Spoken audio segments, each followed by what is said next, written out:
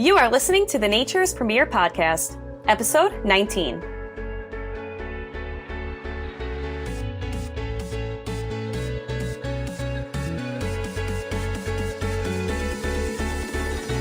Here on the Nature's Premier Podcast, we talk about everything from bees to babies and sustainable living. Join us while we talk about natural parenting and different ways to live a more sustainable lifestyle for ourselves and our future generations to come. Now let's begin. Welcome back to the Nature's Premier Podcast.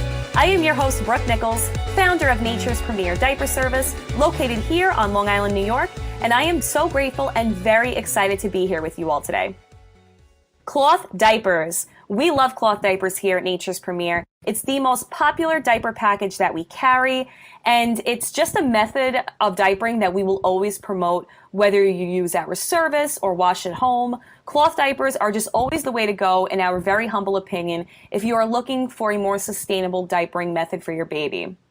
One brand that we started carrying about 2 years ago has gained a lot of traction and is loved by many families who join our service and also those who home wander.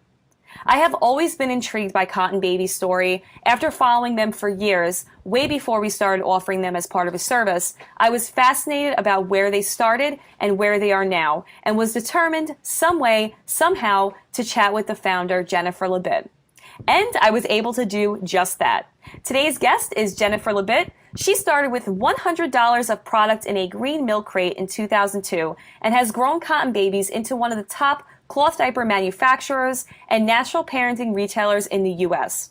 Jennifer is an active, well-known voice in the cloth diapering community, providing regular commentary on her personal blog, jenniferlabbit.com, as well as the Cotton Babies blog, and by having served as a founding chair of the Real Diaper Industry Association, also known as RDIA. As a devoted mother of 4, she has developed her business under the premise that every parent should leave Cotton Babies feeling like a good parent. Jennifer holds numerous U.S. patents for her product designs. Outside of Cotton Babies, Jennifer is an active blogger and musician. She raises chickens with her husband, 3 sons, and daughter at their home in St. Louis when she isn't speaking about parenting and women issues at conferences nationwide. I have always looked up to Jennifer, and I am so excited to welcome you to the show today. Thanks for having me. Yes, we're really excited. We've been fans of Cotton Babies and Bum Genius for a long time. We use the free time diapers for our diaper service. It's one of the services that we offer, and our families love it. So we're so excited to speak with you today. That's wonderful. That's great news to hear. I'm glad your families really enjoy the diapers. Yeah, definitely. So can you tell us a little bit about your backstory? You have a really interesting backstory, just to familiarize our listeners with who you are. Sure. My husband and I were both laid off when the tech stocks crashed. We were both programmers, and we found ourselves living on $30 a week for groceries and a WIC check when our first baby was born in 2002. And we started a business out of that situation with $100, and we bootstrapped our company from that $100 investment. And today we've got about 90 employees, and we run a manufacturing facility out of our Fenton, Missouri warehouse. And we manufacture 7 different brands in the mom and baby space. And the process of growing the business has really been a one step at a time, just little steps as we could take them. And it's been largely supported by the cloth diaper community and fueled by moms changing diapers in playgroups and telling their friends about Bum Genius. That's great. No, that's awesome. And when did you start Cotton Babies? When did that take place? That's like the store, right? Or is that the brand? So originally I was selling slings to my doula clients, and Cotton Babies grew out of that word of mouth sales process. And we originally were online only. We opened a store. I think we opened our first store in 2006 and moved it in 2009. And that's kind of the genesis of how the stores happened. But it really was word of mouth before selling online was really a big deal. And then gradually our sales started to move to the internet, and we began fulfilling orders out of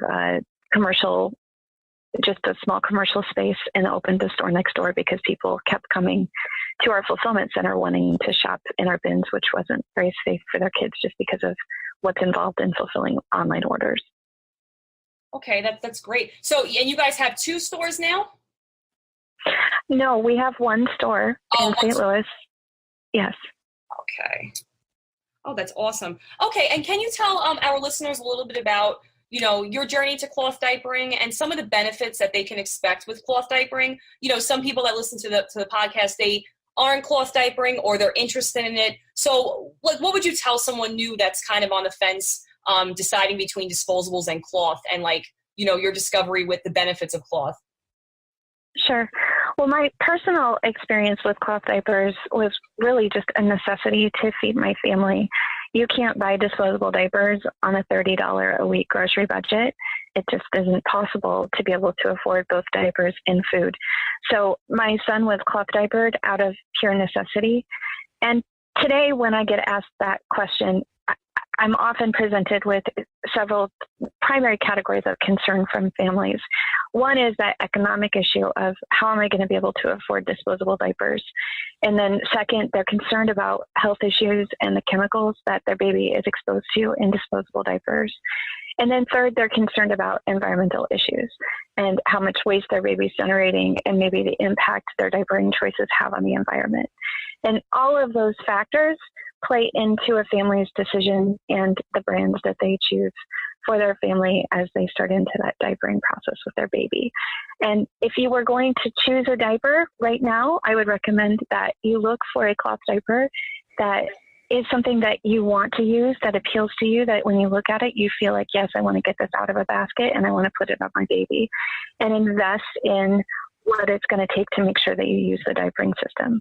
I think the biggest challenges that many new families face is that they buy cloth diapers planning to do it and then get overwhelmed with the system that they chose and then don't actually invest in themselves and in what they purchased. Yes, we have a lot of families that join the service for a lot of different reasons. Sometimes they don't have access to a washer and dryer and they're looking for something simple and easy to use. And a lot of our families do gravitate towards the free time diapers because they're, just super easy to use. And you guys make it difficult to choose which prints to carry because they're all like super adorable. So, I think that's a really good point too. We hear of people investing in like pre-fold systems, but they don't want to, invest in learning how to use them, or it's just too confusing. So we definitely see issues like that. Now, you mentioned the budget of cloth diapering. So can you talk a little bit about the advantages of budget and how you do save money with cloth diapering? Absolutely. So when you choose disposable diapers, there's 3 different primary categories that you can buy in. There's a low tier, a mid tier, and a high tier. And really, there's a 4th one, an ultra high tier, but we almost never talk about that one just because it's so expensive. And that's where we put like the 7th generation and the Honest diaper products. But the low range is going to be your White Cloud product. The mid range is going to be something like a regular Loves. And then your high end would be more like a Pampers Swaddlers. And you have those same tiers within the cloth diaper world. You can cloth diaper very inexpensively, or you can cloth diaper and spend a little bit more money on the diapers that you purchase for your baby. All of those investments, as long as you constrain your purchases to 24 diaper changes, or depending on how many children you have, we recommend 24 diaper changes per child, you can still save as much as $1,100 over the cost of disposable diapers. The cost savings are substantial, and there's a lot that families can do with that $1,100. And it's just important to make some plans so you know in advance, hey, I want a cloth diaper, and go ahead and just start accumulating your stash a little bit at a time. Or if they're working with somebody like yourself who is a diaper service, make a decision about which diaper service it is that you want to use to help clean your diapers. And then you have a plan and you know what you're doing. And people who have a plan tend to be more successful with cloth diapering.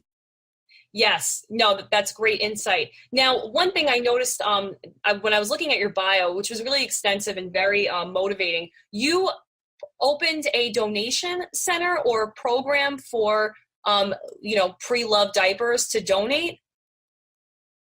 We did. So because my family was facing that situation of choosing between diapers and food, as our business has grown, it's been very important to me to make sure that we're taking care of the family, the mom that I was 15 years ago. So we started a diaper bank in St. Louis that today is actually established nationwide. We've got about 140 different host sites in different cities across the nation. Wow. And each one of those hosts collects diapers back from their community as families are finished with their diapers, and then puts those diapers in the hands of other families that are on some kind of government assistance like WIC or perhaps food stamps. Now, if can families, let's say if they're done diapering, they would just contact one of the local resources for your bank and be able to donate? Like, how does that work?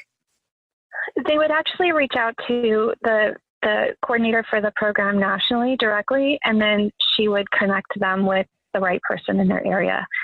So that information is available at cottonbabieslove.com, and all of the contact information for the national coordinator and directions about how to donate or how to receive diapers through the program, that's all available through that website. I love it. That's amazing. You know, and a lot of people I think don't realize too with cloth diapering is that, you can reuse them. Like, we donate diapers. I'm actually going to look into your program, to be honest, because we donate a lot of diapers overseas.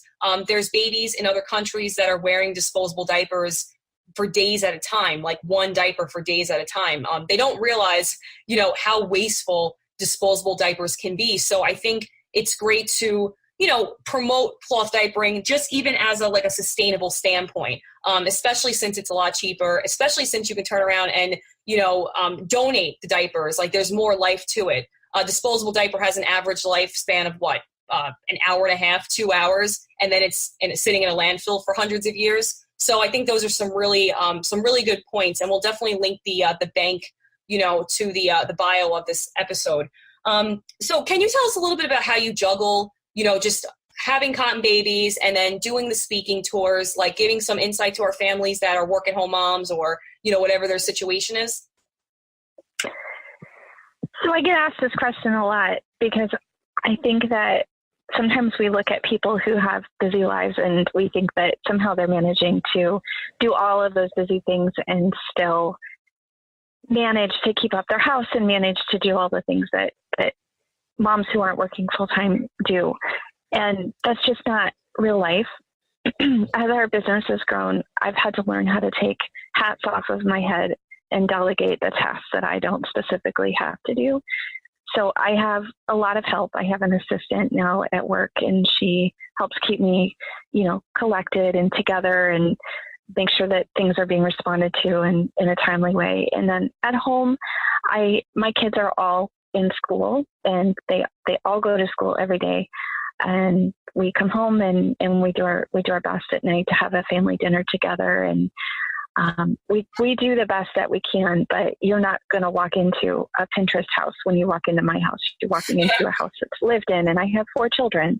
Yes. And they're all active. I joke that they're popcorn kids because they're always moving and going and doing different things, but that's how it works. It's just one foot in front of the other, and making sure that I have the resources to help me with the tasks that I don't specifically have to do myself. Yeah, no, that's great. And I see it a lot too. I get the question often about running a business and doing a podcast. And it's really I think it's just a blend of time. You want to make sure you have family time and delegating things that, you can't do or someone can do better, and that's what I tell a lot of people too, because, being a stay-at-home mom or being a work-at-home mom, it's all work. It's all hard, and it's all just juggling. And like you said, with taking some hats off, I've had to do that because for a long time I was wearing so many different hats, and it'll make you go crazy, especially being a parent in 2017 and just in the busy lifestyle of just the day-to-day. And especially the pressure with Pinterest and the world that creates in terms of expectations. And, sometimes you can't always be the one to make the cool cupcakes for the parties at school, but you can be the one that shows up for the party that's most important to your kid. So it's just choosing your battles and doing what you do well. And I think that's been my priority over the last 15 years, is figuring out how to pick those battles, because even identifying them has at times been a challenge.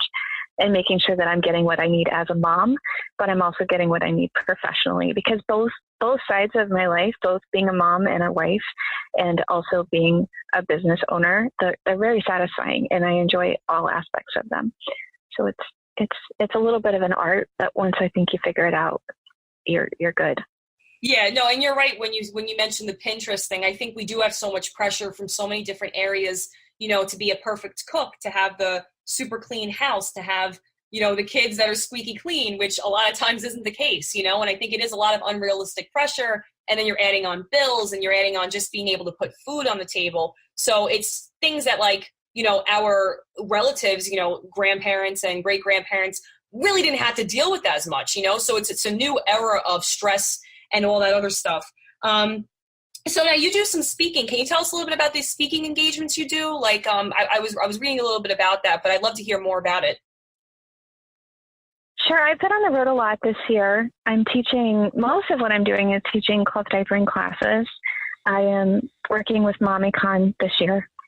I'm also working with Bye Bye Baby on a conference that they sponsor. I've also had a couple of different invitations to speak at a couple of different academic institutions. I'll be speaking at Washington University actually on Friday this week, and again later this fall, and helping to mentor some small groups of MBA students who are working on building out some ideas, some business ideas and business plans. And then I'll also be speaking at Columbia Business School in the fall. And it looks like there's one other opportunity that's just popped up at a different university.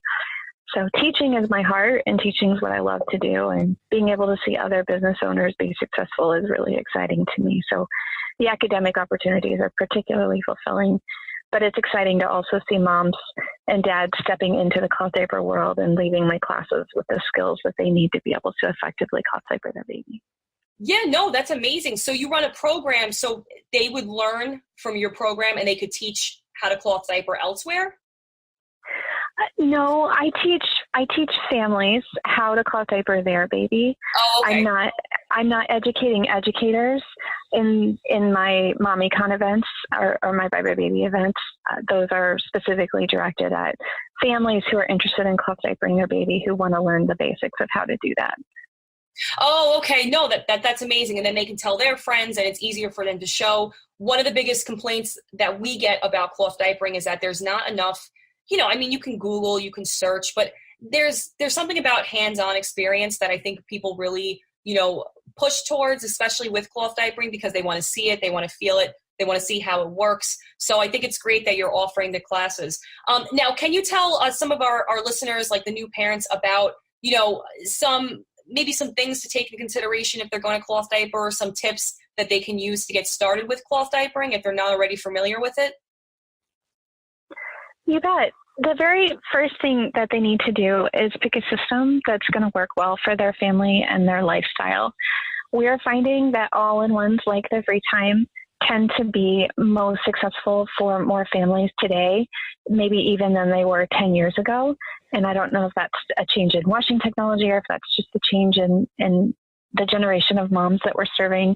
But more people really are choosing those all-in-one diapers because they do tend to work best for the busy family who's got a lot going on.